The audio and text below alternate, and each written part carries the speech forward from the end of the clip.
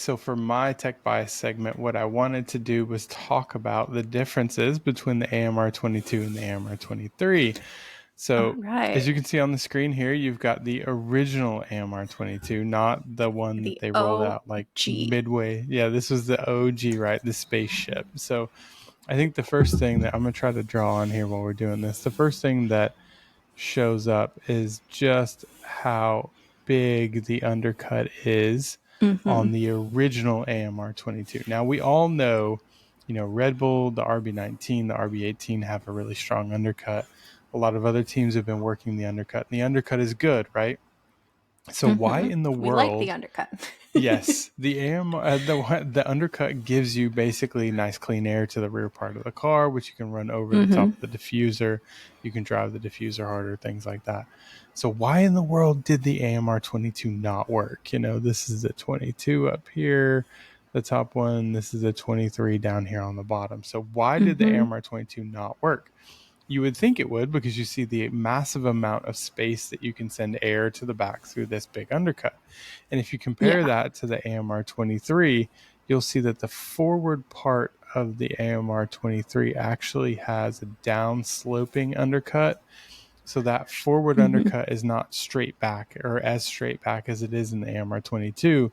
It's actually kind of flat, where you have a really thin intake for the the air intake, and then it sort of down slopes before it then becomes flat again for the side part of the undercut, for the mid. We call it the mid undercut, the forward undercut and the mid undercut.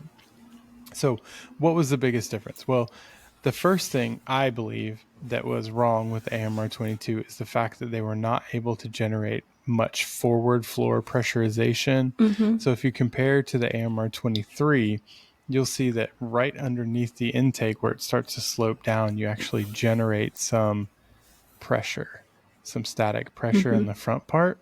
And this static pressure right here serves a couple of purposes.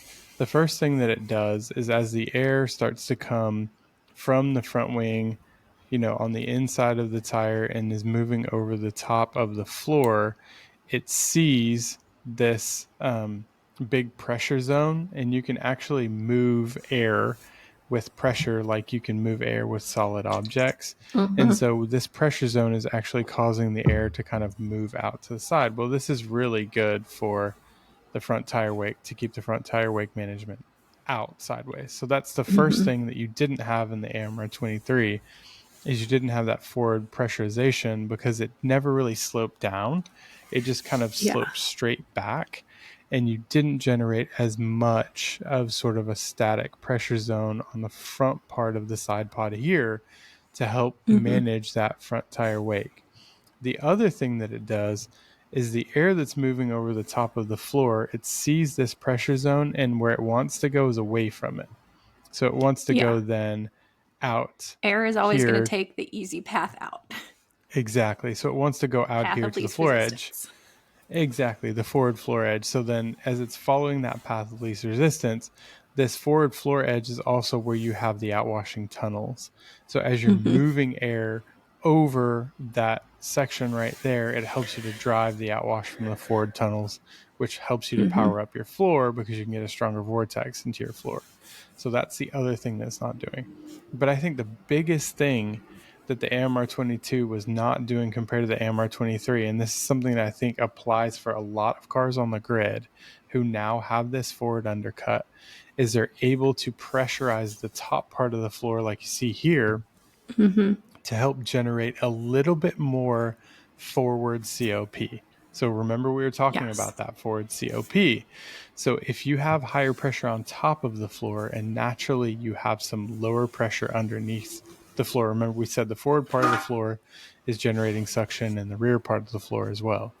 Naturally, putting more pressure on top of the floor helps with that as well. So you can generate more load forward.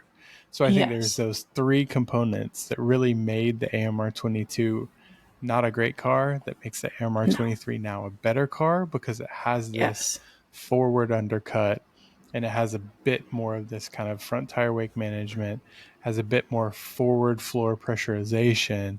But it's also, as you create that forward floor pressurization, you also are able to sweep cleaner air and protect that air that's going through the undercut, versus in this case with the AMR22, if you don't have that forward floor pressurization, you're not able to push that front tire wake out, you can actually ingest all that trash into the undercut, Yeah.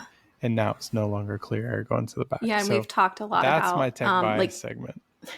yeah, I was gonna say we talked a lot about like blowing up vortices, and that's what that would contribute to. And that when you ingest all of that garbage, it's gonna be garbage in, garbage out, and you're gonna destroy all of Exactly. that nice, really good vortex you've generated and you're trying to use. Exactly. And so that, I wanted to just kind of explain that and show that to people, because I think Yeah. that we naturally always think of undercuts being good, and undercuts are Yes. good, but it has to be Yes. managed in a way that Appropriately. makes it good.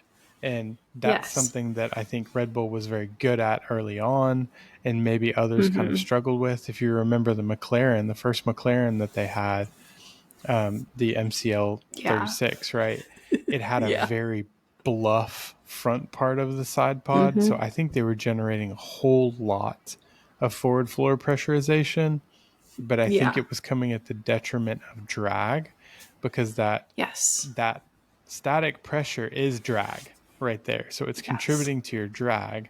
So you need a balance. You need a balance Yep. of getting a little bit of drag, but getting a lot more load Yes. out of that drag. Yes. So that's the Drag efficiency drag we to talk about. downforce ratio. Exactly. Exactly. That's the aero So efficiency.